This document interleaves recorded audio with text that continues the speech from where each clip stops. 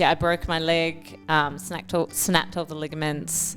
That was a huge sign from the universe, by the way, saying, like, what are you doing? This is not in alignment. This is not your path. You know, I believe that your emotions will manifest on a specific part of your body and show you the pain. I'm seeing a lot of masculine urges in your, like the SAS, and then you said, I want to prove myself. Like, these are masculine traits. Having a barrier up.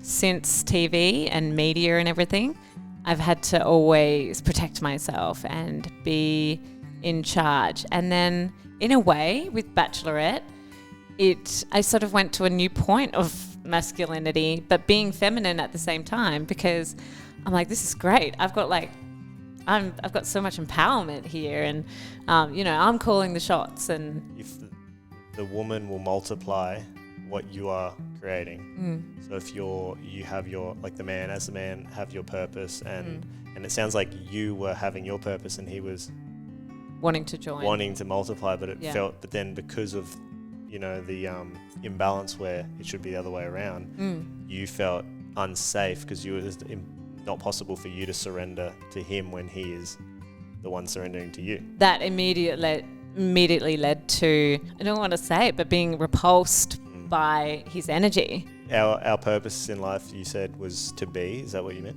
I feel like the man has to be in his divine masculine for the women to surrender. You attract in what you are the energy of. Yeah. What I believe is hope of them becoming the version that you are projecting on them. Yeah, that you are fantasizing that they are, because they're actually not. Yeah, because it's a relationship with yourself, like we spoke about. The more you love yourself, the more you can give and receive.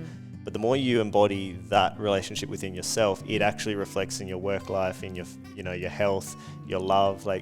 Is this choice for my greatest good and for the planet's greatest good? The path of least resistance is the right path. My heart is lighting up when I'm doing this. So I'm just going to follow it, even if it scares the shit out of me. Yes. It happens. So These amazing. synchronicities just happen everywhere, and people think that they're coincidences. They're not. They're not at all, no. People will be listening thinking we're nuts, but it's I know, really but it's so true. Yeah. All right. Welcome to the Stillness Everyday podcast. I've got Ali Oetjen on today, and we're going to dive deep into conscious relating and just living a conscious life throughout every aspect, and how when you start to embody this level of consciousness, it just reflects across all realms of your life. So welcome, Ali. Thank you. Would you like to start to give everyone a bit of a background on your journey, on what you do for work, and all these different shows you've been on? Well, that's a huge question. My journey and the shows I've been on and what I do now. Let's start with the one that made you. Which one brought you to light, like in the TV scene, or made you famous? Well, I can tell you exactly where it started. It was when I was working at a production studio, and I was a production assistant there. And the producers there said, like, why don't you go on this new show? It's the first Bachelor in Australia. Like, you'd be great. You've just broken up with your boyfriend. You need a man. And I was sort of umming and ahhing about it. And I didn't know much about it. I hadn't heard of it before, and I hadn't seen the American version. And on the very last day of putting your form in, putting your application in, I decided to put my application on. And I did it while I was at work on the computer and just filled out this application. And then I got a call probably an hour later saying, we want to interview you. I went home, did a Skype interview with them, and then it just catapulted from there. Went to Sydney for an interview and got on the show, and had no idea what I was getting myself into at all. I didn't have social media back then. I didn't actually know the full concept of what The Bachelor was. And so it just threw me into a world that I had no idea about. I was very naive, and I'm sure all the other girls were as well. And it just went from there. And then from there, Bachelor, Bachelorette, SAS, but along the way, obviously, a lot of media attention. Yeah, right. So did you go with the intention? What was your intention going into it, would you say? My intention going into it was an experience. And it was very spontaneous, very last minute. Yeah, so not much thought. I was going to say, because I mean, I don't know you back then, but I know you now, and I feel like what you embody is kind of a lot of spontaneity. Yeah. And just like you go after what you want, as opposed to going on there to get a husband.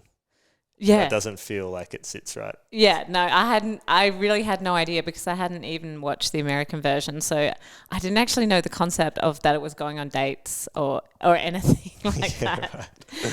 So it was, I just threw myself into it basically. Do you win? Did you win? I came third. Came third. Right. Yes, and it was quite a journey because I broke my leg, snapped all the ligaments. That was a huge sign from the universe, by the way, saying, like, what are you doing? This is not in alignment. This is not your path. You did that on the show? Yeah. How did you manage that? Is it a dating show?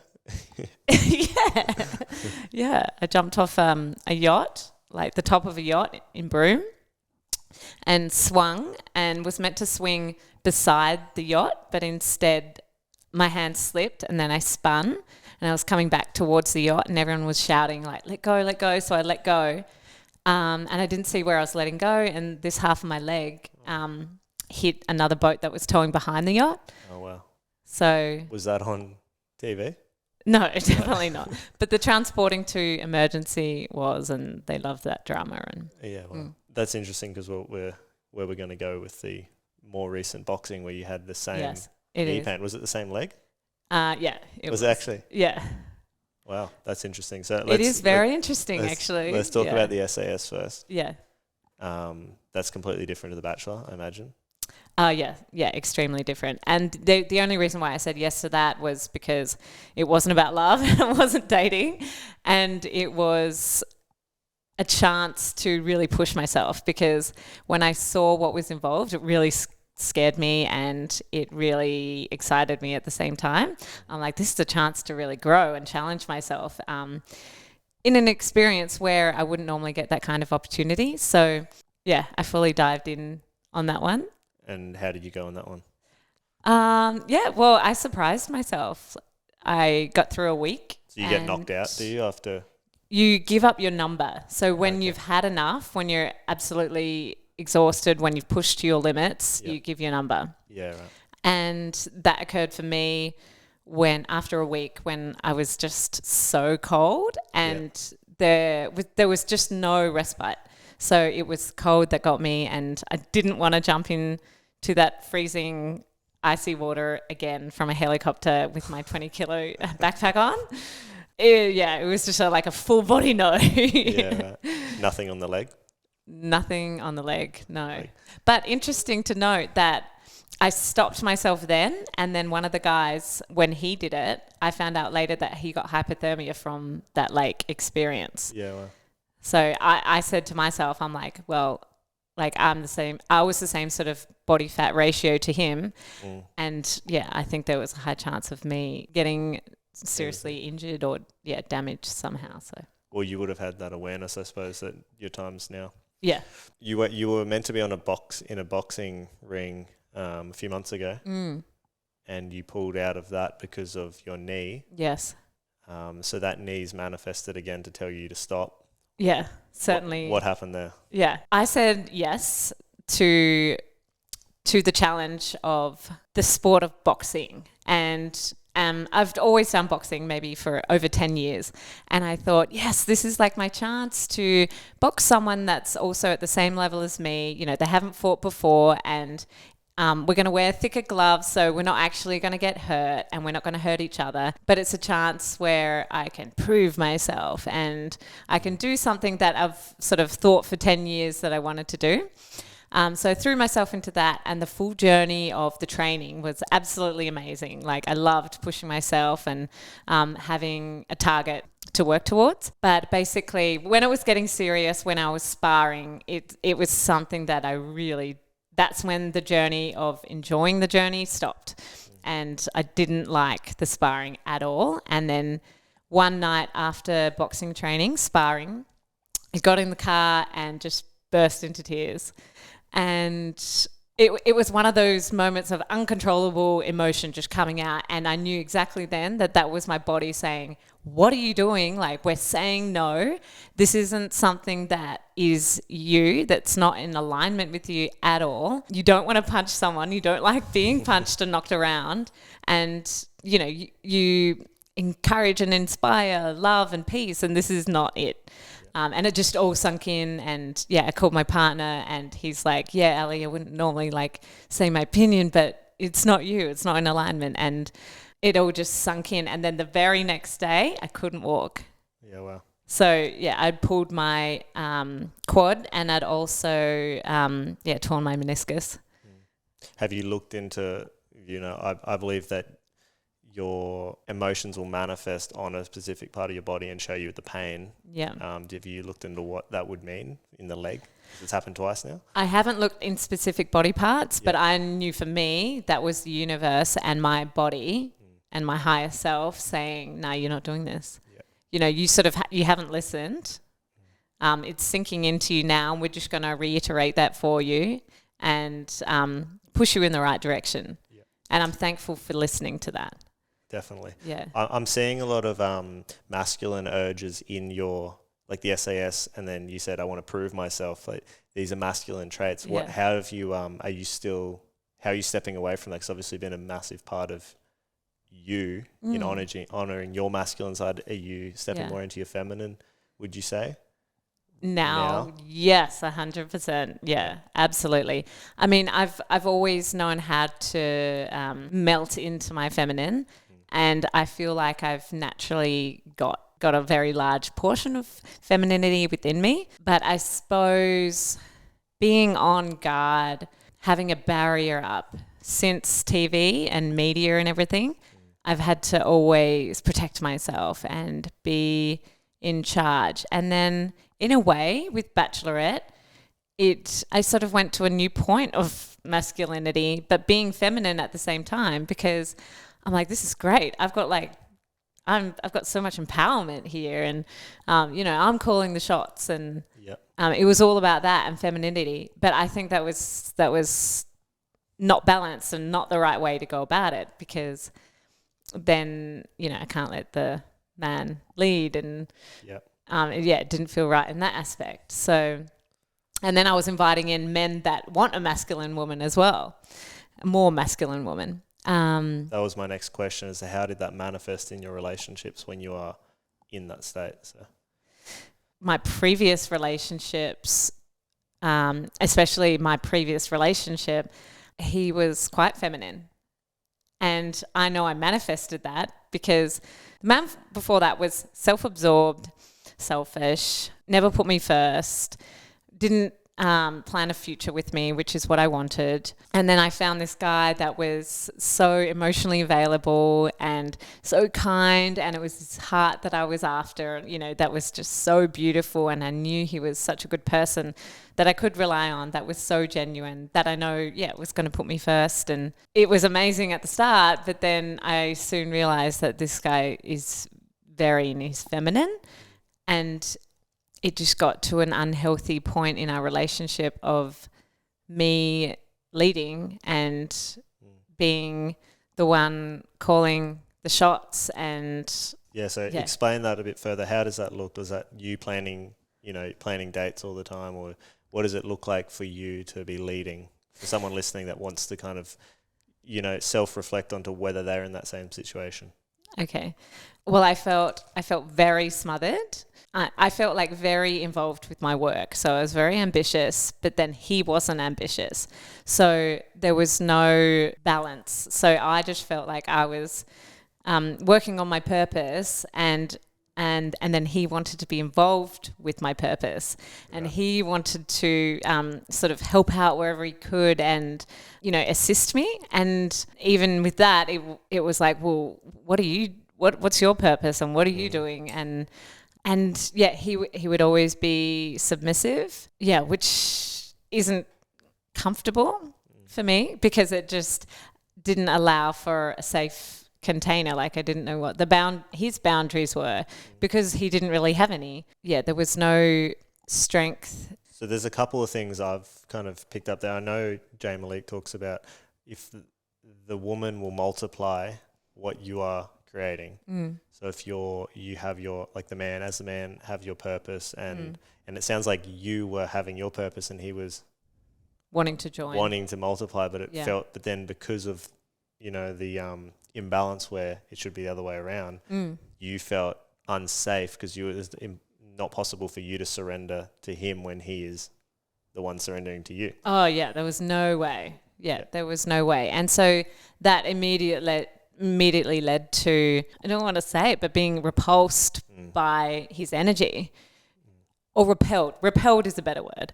Repelled by his energy, because there was no safety, there was no, the attraction just melted away. So in order for a woman to feel safe, let's now talk about what it looks like. Yeah. Now that you're feeling that in your current relationship. Yeah. Because I know your partner well, and I can see that happening. What is the difference for someone listening? What is Mitch honouring that's making you feel safe? He sees me, he hears me, he structures really good boundaries. So I know where I'm flowing in, and I can just be me, and I'll find myself just dancing and singing and cooking and just being able to be me. So it's setting up the boundaries. It's also being reliable and consistent. So I can see that that I can always rely on him, and there's no sway or there's no give in that. And that's with everything. That's with language. That's the way he treats me, the way he loves me. Yeah. So that's really important. Yeah, it's hard to describe in words. He builds a safe container that allows me to just be. And that is so satisfying, because that's our purpose in life. So yeah, that's what he creates, being masculine, and that allows me to drop into my feminine. It's beautiful. Yeah, it is. It is so beautiful. Yeah. Our purpose in life, you said, was to be. Is that what you meant? Yeah. Yes. Yeah. So would you say because Mitch is being in his like authentic higher self, creating order in life, structure, discipline, that it then allows you to step into that? And would you say that the previous relationships, like it's how would I explain this? So your previous, you might have been trying to surrender, but it was impossible. So would you actually say it's the man's duty to step up for the woman to actually honor that? Or could you ever see it happening the other way around? I couldn't see it working the other way around. Yeah. No. I feel like the man has to be in his divine masculine for the woman to surrender. The woman can't be in her divine feminine for the man to be in to step up to his divine masculine, was the question. Because I don't believe it's possible, but I'm interested in your opinion. I mean, when you said that, something dropped in, and it was, I believe you can heal in a relationship. So whether a man stepping into his divine masculine is a healing act, I don't know. A healing act for himself or for the other? For the relationship. For the relationship, But then at the same time, I feel like a divine feminine woman isn't going to be attracted to that man that doesn't have that masculinity. Because I think it's, you attract in what you are the energy of. Yeah. At the start of the year when I first met you, obviously what you had attracted into your life was not Mitch. What do you think switched before you met Mitch in order for you to have that attraction? Well, I believe I was in my divine feminine and serving my purpose and really ready. I remember when this happened, right? And I remember I was seeing someone at the time, and you said to me, Rod, if you just, you've got to, once you let go of it, you let go of that, what you think is the best, the actual best will appear. Yeah. And I remember you saying it to me, and it probably that instant. Yeah. In that instant, it allows space for that to come in. And it's so funny because that literally happened probably 2 weeks ago for me. Yeah. But it was like instant, right? And I just remember fully letting go, like completely, because I thought I had, but I hadn't. There was still a degree there. Yeah. And I'm sure you can relate. Yeah, I can fully relate. And yeah, it's the letting go. It's the full letting go and seeing that and believing it with every cell in your body. What would you say you were holding onto, or what part of you was holding on to that previous thing before you were able to let Mitch in? Hope. Hope, yeah. I would agree entirely. Yeah, and, definitely. And it's hope, what I believe is hope of them becoming the version that you are projecting on them. Yeah, that you are fantasizing that they are, because they're actually not. And that's the whole thing about expectation and falling in love with the version that you can see of them, or what they are trying to become, or what they're talking about. Yeah. That's why you've got to look at everything in its true essence. Yeah. Which is where I personally believe that sex can come between that, and you can actually blind yourself. The energy is so powerful that you can blind the rest of it. Just one thing I've learned this year. Yeah, very valuable lesson. In a conscious relationship, let's talk about, what do you think the most important thing in a conscious relationship is? It's like, I am seeing someone right now, right? And in the last 2 weeks, I feel like I've got to know them through the ability of being able to be vulnerable. Yeah. And just asking the questions that are without letting them sit on your mind, and then working through to understand what they actually see and what you see, and evolving the possibility so it's truth without assuming. Yes. And I really think that's very important to be able to express yourself to them and understand how they see you back and where they want to go. Do you and Mitch do anything like that? Do you have? I'm sure you would, because Mitch and I's conversations are very deep, and there's no doubt he doesn't ask these questions for you. But what would you say? Like, I'm trying to help people in improving their situations. I know if a lot of people would be having, the same sort of arguments month after month, this cycle will repeat itself, rather than allowing them both to evolve through whatever the trauma is that keeps them doing that and then coming back and doing it again. What would you say is something that you and Mitch do that allows you guys to grow through the struggles? Being in a conscious relationship, I reckon this is like the first conscious relationship I have been in. Well, it is. For me, that means being aware and being able to observe my patterns and behaviors of thoughts and the way I feel, and how I get triggered and what I'm getting triggered on. Mitch is able to be aware and observe and do the exact same thing, which is fantastic, because often I feel like with unconscious relationships that can just spiral out of control, and there be no growth and there be no transformation, and relationships just end, and basically. So that's what I think a conscious relationship is. And we always, I guess, we do talk about being triggered, and we are aware that we both want to be seen and heard and understood fully, because that's what we want. We want to be understood by the other deeply, on the deepest level. Yeah. I think I think the only way to understand your significant other on the deepest level is to understand yourself on the deepest level. So when the trigger manifests, that is, you have to then go, why is this triggering me? Reflect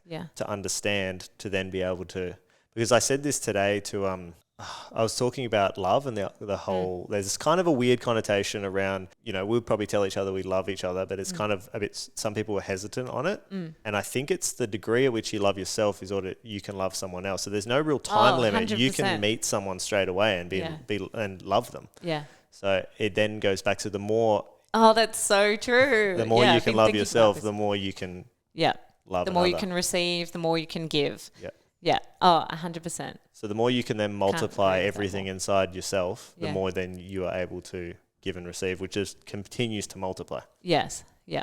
And I think I always hear this as well, that people, you get married and then everything's downhill, but it's like this, it's the most lack and stupid concept that your relationship has to get progressively worse rather than continue to multiply and expand and become better and better. And transform and grow and be so fulfilling. I feel like, Mitch and I are sort of on the same level where we know ourselves deeply.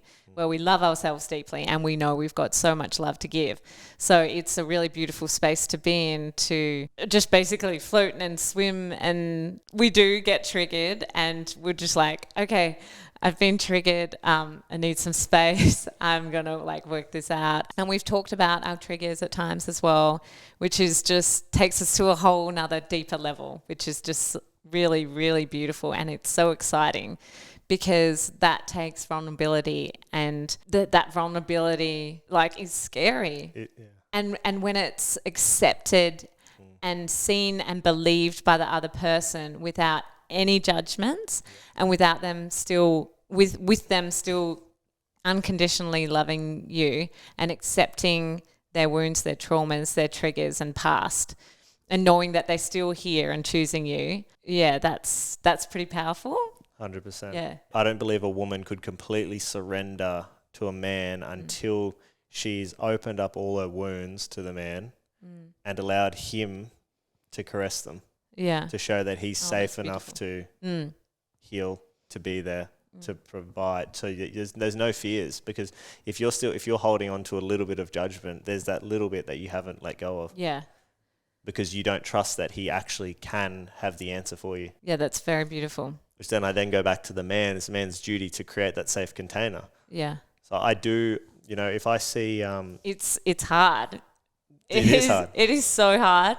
And it requires strength and just trust. Yeah. The trust is the most important. And I think the more let's go to the conscious relationship, it actually, because it's a relationship with yourself, like we spoke about, the more you love yourself, the more you can give and receive. But the more you embody that relationship within yourself, it actually reflects in your work life, in your, your health, your love. Like it isn't just...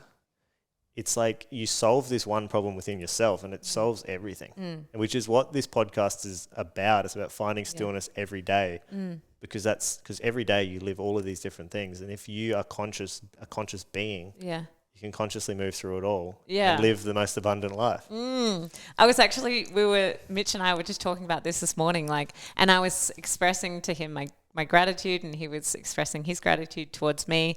And I was saying, you know what, you've inspired me ever since I've met you to question, is this choice for my greatest good and for the planet's greatest good?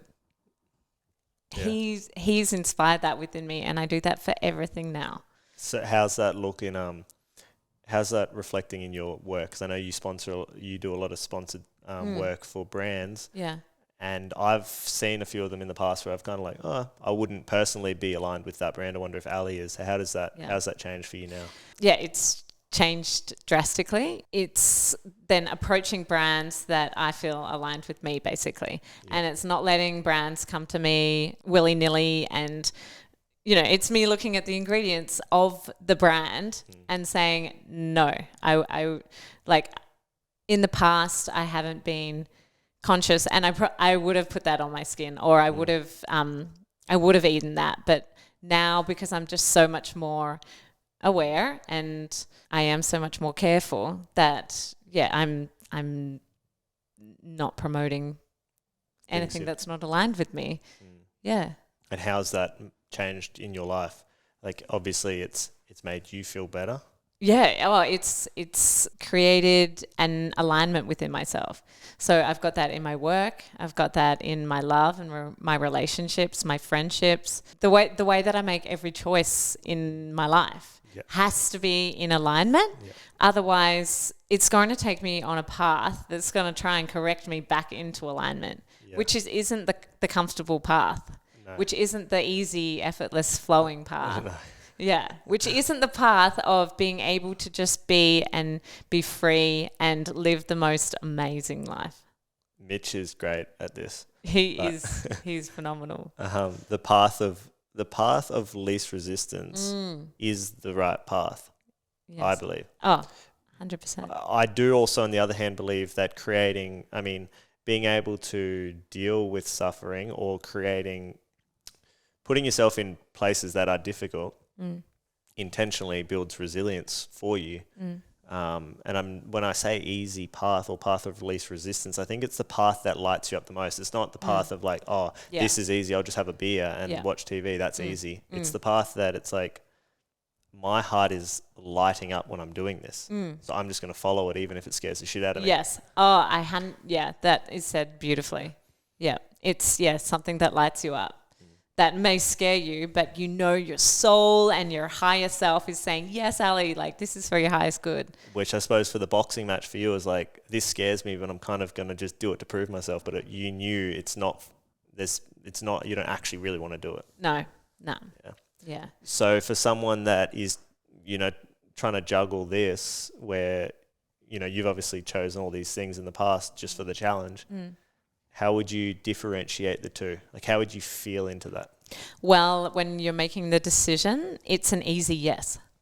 Like it's a yes, it feels light, it feels exciting.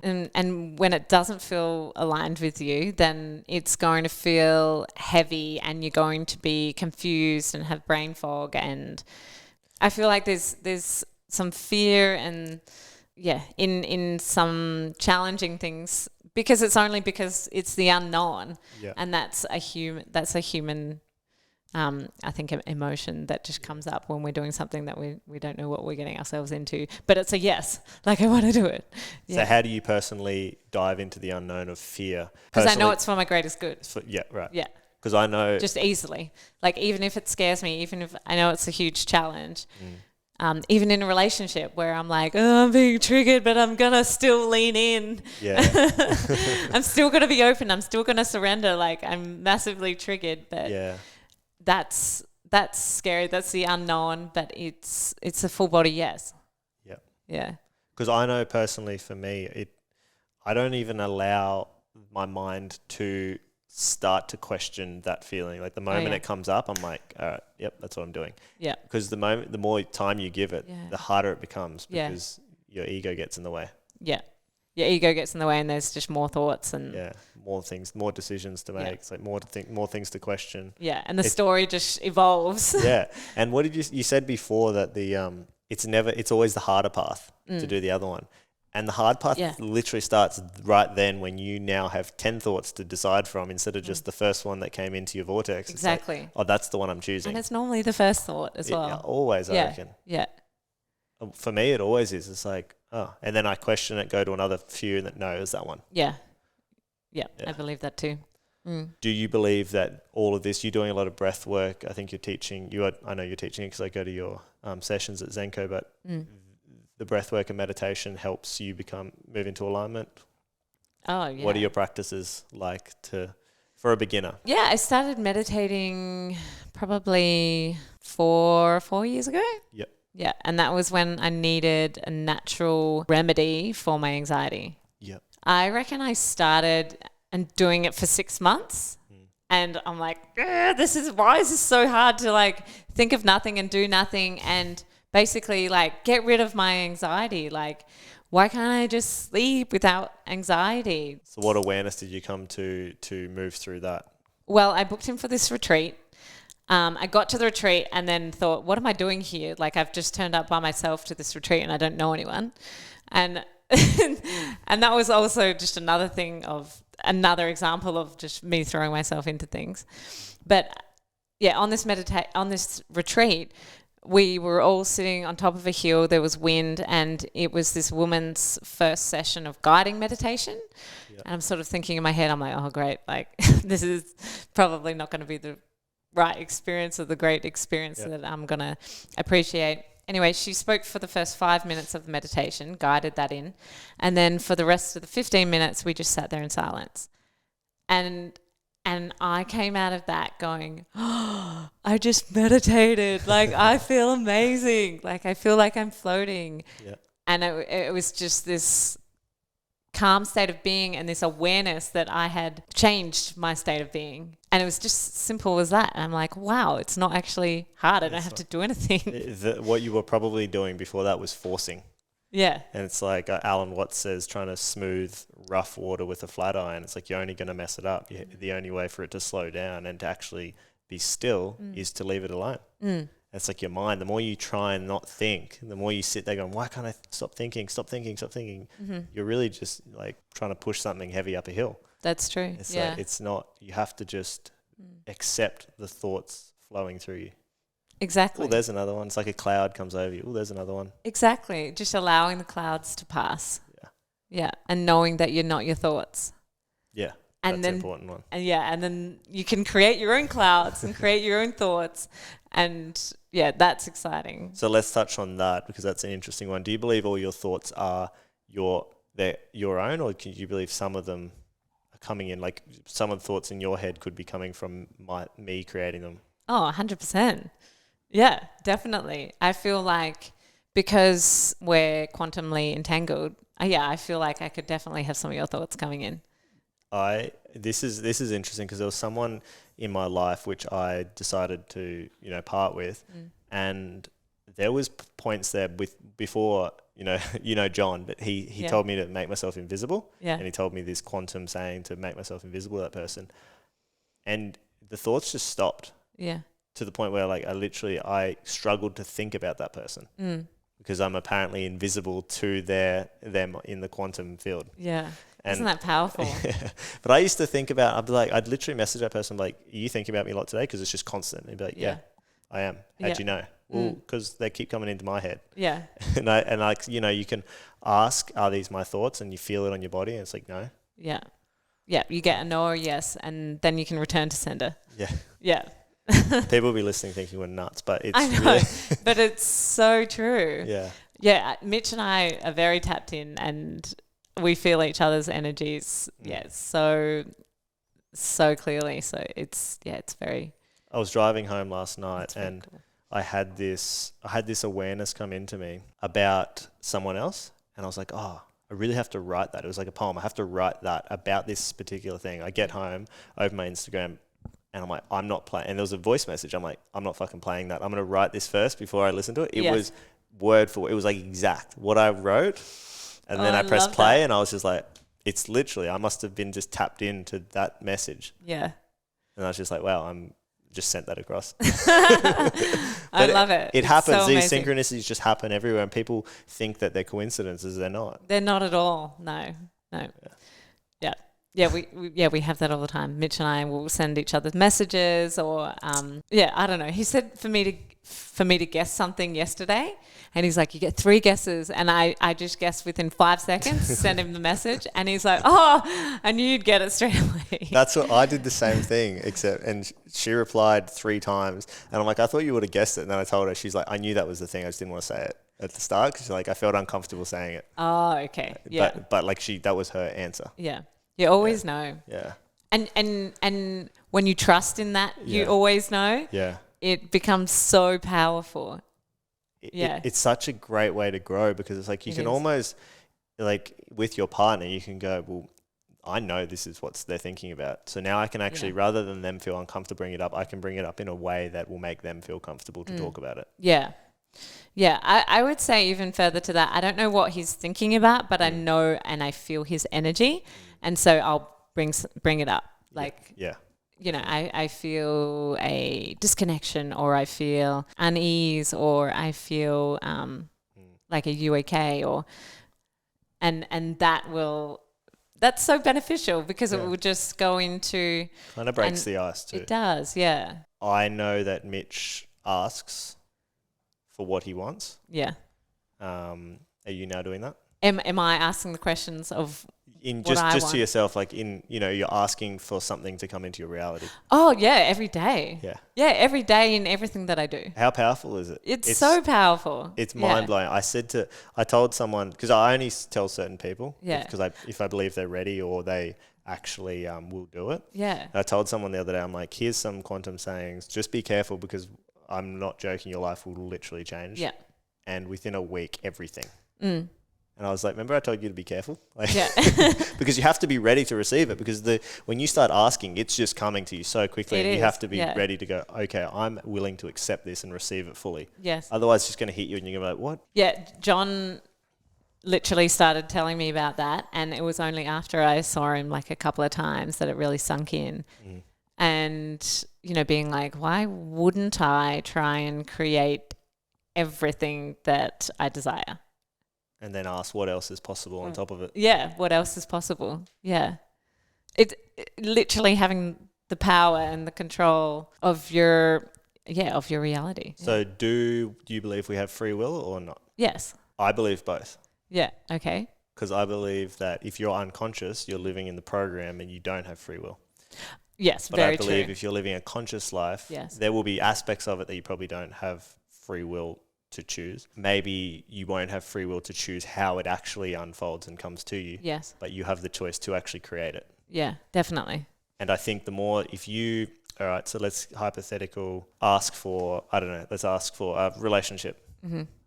And you believe that it's going to come to you this way, it's going to happen, you know, exactly like this. Yeah. I don't think it will, because you're creating resistance by creating the expectation on how it's going to happen. Yes. So you need to ask for it and be open to no matter what possible way it could come to you. And then it just does. Like, I would imagine the way Mitch entered your life was kind of like, oh, what?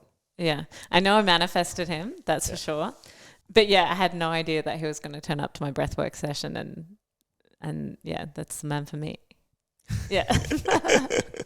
Did you feel it straight away? Yes.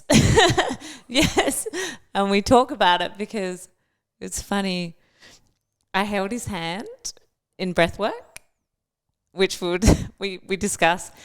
And I held his hand, and he was just telling me his point of view and his perspective of it. He's like, I'm sure that's not normal. Like, and then I was thinking, I'm like, yeah, what made me hold his hand? Like, and I think it was just in that instance for the both of us. I mean, when I saw his big blue eyes and his energy, and it was definitely a whole sort of package and moment. It took you a couple months, though, from when you first met. Yeah. So there was obviously still something that you were holding on to. Yeah. Hadn't fully let go. Yeah. What do you think about entering someone's aura and like tapping into their energy whilst you're with them? Yeah. And then when you move away from it, I've had the experience where someone was, whenever they were with me, they were a version that they loved about themselves, but they couldn't maintain it when they left. They would fall back in, and I never saw that other version, so I was kind of blindsided by, is this... Oh, yeah. Do you know what I mean? And then other people would say, oh, I don't really see it, what you're talking about. Yeah. What do you think about that? Do you have any comments on it?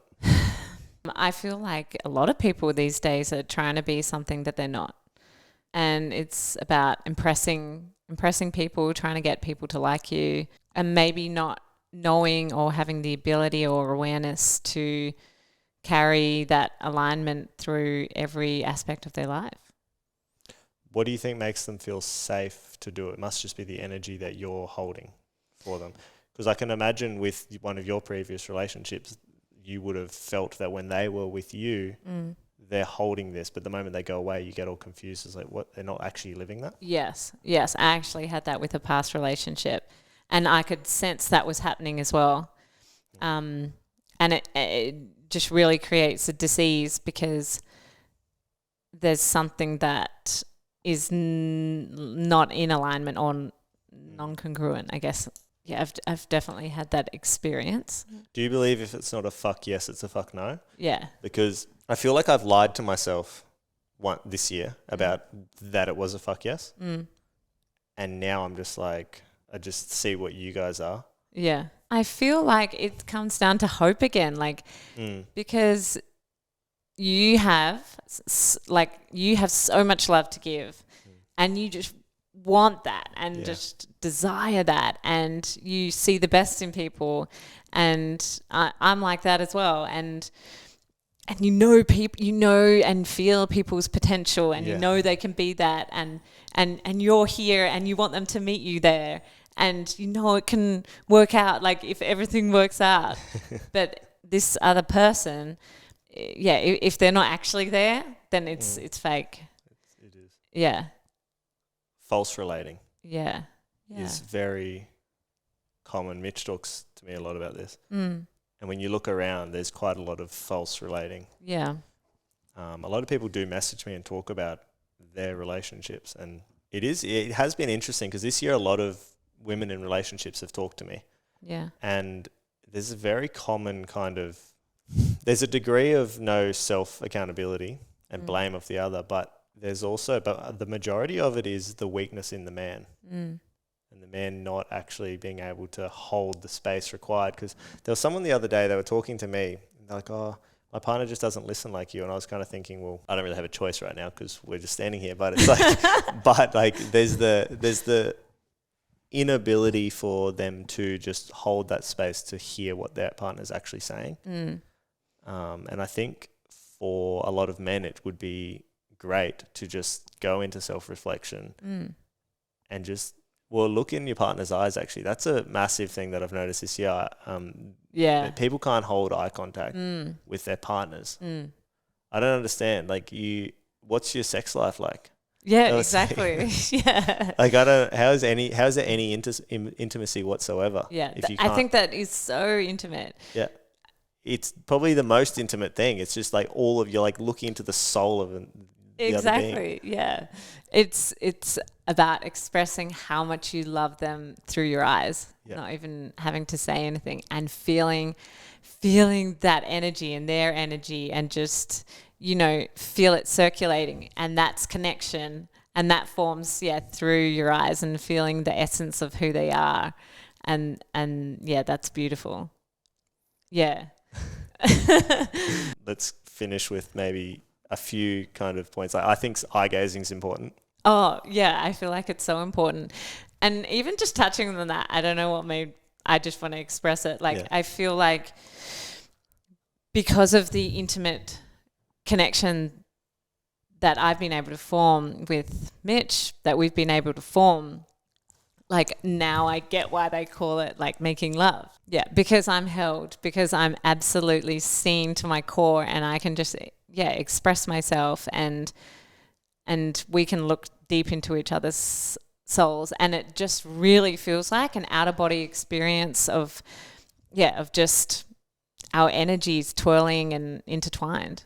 That's why they call it making love, because it's that love energy, that frequency. It's hard to put the description of that energy into words. Yeah, it really is. I'm looking at you just trying to describe it, and I'm thinking, how would I describe it? Yeah. It's like the most beautiful things you can't describe. Absolutely no words. When I ended a long relationship, probably 5 years ago, I believed that she broke up with me, which she did. But later I started to realize that I energetically broke up with her. Yeah. Because I was just, all I wanted to do was expand. And I don't think there's necessarily anything wrong with not wanting to. It's just you need to find someone who also doesn't desire that, because it is a lot of work. And for some people, I think the constantly being triggered and constantly working through it and constantly just going within, coming back without, living it, going within. Yeah. It's a lot of work. It is. And some people it's just like the 9 to 5. Like, some people are happy with a 9 to 5. I couldn't do it. No. It's almost like you would relate running a business or working for someone as it's just that the entrepreneur is ever expanding. Yeah. Always growing, always having to change with the times. Yeah. Always reflecting. Yeah. Yeah, 100%. Because when you're in these relationships, the version that you're dating today of Mitch, he's completely different tomorrow. Oh, yeah. So it's always a new person. It's always a new person. Yeah. Dating a new person every day. And that's what's exciting about it. And a lot of people in these relationships go, I don't like, you've changed, and I don't like who you've changed to be. But that should be what you're most proud of in them, and like most excited for them. Like, I'm so happy that you keep growing. Yeah, exactly. I'm so happy to see you changing. Yeah. And that's what I think you have to look for in your partner. Like, is this person willing to grow with me? Yeah. Is this person at the same consciousness? Is this person wanting to better themselves? Is this person wanting to grow with me?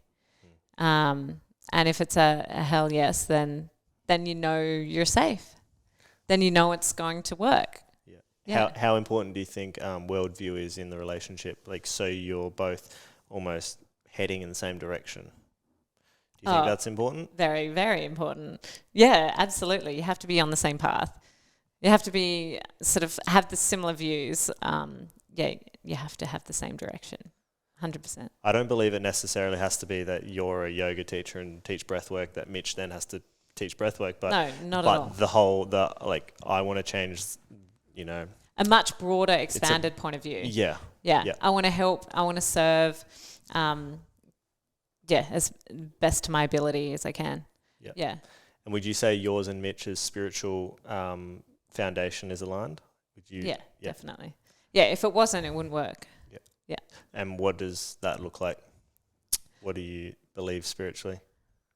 Spiritually, I believe that I'm here to help people realize their potential, to heal, to allow them to come into an awareness and a higher point of consciousness to realize that it's all about being in nature and being. Yeah.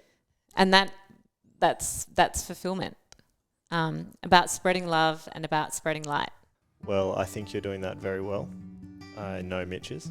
Yeah, he is. And I actually look forward to seeing where we all intertwine and create together. Me too. Yeah. Absolutely. Yeah. I feel that. Thanks heaps for coming on the podcast, Ali. It's been great having you on. I've loved delving and diving deep. It's been fun. Thanks for being open to sharing your relationship. Yeah, absolutely. Anytime for the greater good. Thank you.